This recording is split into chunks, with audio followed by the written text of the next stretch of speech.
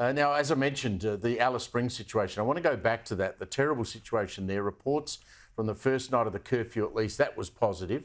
But of course, it's just one night, and unfortunately, I fear it's going to take even more than a curfew to quell a situation. Joining me now, someone who knows what it's like on the ground. That is the police officers who are tasked with enforcing this curfew, the President of the Northern Territory Police Association, Nathan Finn. Nathan, welcome to the program. Thanks for your time. What has your members' reaction been to this curfew, and how difficult is it going to be for them to handle it? Yeah, good evening, and thank you for having me on. Obviously, it's important to our members. Our members are actually struggling there in Alice Springs on a day-to-day basis to keep up with the demands of the crime down there. We've had concerns with this legislation that was obviously, and the act that was obviously declared last night.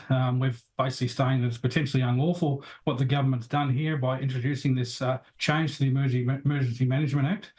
We've gone to that today, and the government has doubled down, saying it is lawful and it's fully justified what they're trying to do. But our members have got concerns down there that they could potentially acting unlawfully, given this legislation that was obviously and the declaration that was made last night. One thing that worried me, there was a report I saw earlier today that on the night of the riot, the existing police officers who were on the ground in the Alice, they confronted a number of these people. I think there was at one point 200 at that funeral. They confronted them, and some of them had weapons. Now, these weapons weren't actually described, but they could have been anything from a machete to a lead pipe. And your officers themselves were at one point almost thinking they had to draw their own firearms. Have you heard that? Can you confirm it? And how hard would it be for an officer staring in the face of a 13-year-old kid with his hand on his gun?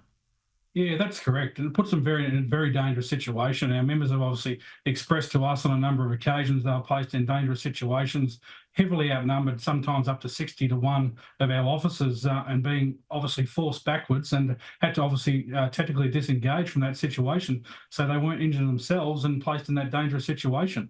Unfortunately, the NT government has proceeded with this curfew that they've placed in Alice Springs, again, making it very difficult, even if it is lawful, for our members to do that role as well. Given that it's a restricted area, we've only got the ability to convey youths within that area. We can't actually convey them outside of that unless they actually consent to it. So really, it's just a band-aid solution to a huge problem that we're seeing within the Northern Territory, not only in Alice Springs, but right across.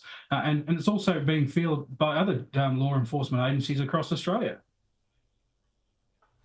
So what do they do when they confront a teenager in the CBD in this 2 weeks? I mean, I don't know what 2 weeks is going to do. I don't know what the good that's going to do. But what can they do? They can remove them. Can they arrest them, or do they have to remove them and take them back to a town camp? What do they do? If they don't comply with obviously that request, they have an opportunity to obviously they are committing an offence. So our members have an opportunity to obviously lock that up. But that's the last thing we want to see for a youth in custody that's obviously just trespassing obviously in the CBD area. We want to see them actually stop committing offences. This is not actually dealing with the members committing offences. This is not an opportunity to obviously go into the huge problems that we have in these towns, but our members are actually restricted about what they can actually do. So they can drop them to the edge of the area where it's declared as the CBD area. But then again, we've got a duty of care to that youth as well. We're just dropping the edge of town and basically just let them be. What happens if something happens to them now? Our members are quite concerned about the duty of care that they place. They've been in police custody. If something's to happen to them, who knows what's going to happen to our members? And we want protection for those. So in the situation that we have now, and I know you mentioned Nathan Towns, I mean, this seems like window dressing to try and make the rest of the country feel that something's going on and the politicians are doing something in Alice Springs. And yet, as you know, well know, you've got problems in Darwin, you've got problems in all sorts of communities across the territory, haven't you? Yeah, that's right. It's not just isolated to Alice Springs. Unfortunately, what you've seen yesterday on the news, and national-wide, it's not an uncommon occurrence for us up here for these sort of situations to occur not only in Alice Springs, but in Darwin, in Katherine, in Tennant, in our major centres on a daily basis.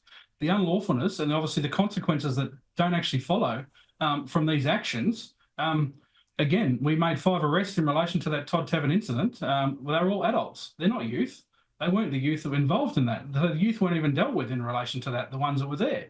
But when you got 150 plus people armed with machetes, knives, pipes, whatever they like to pick up and use, and then surrounding police as well, it's going to leave a police officer in an unevitable situation where they're going to have to use lethal force to protect themselves and protect their partners.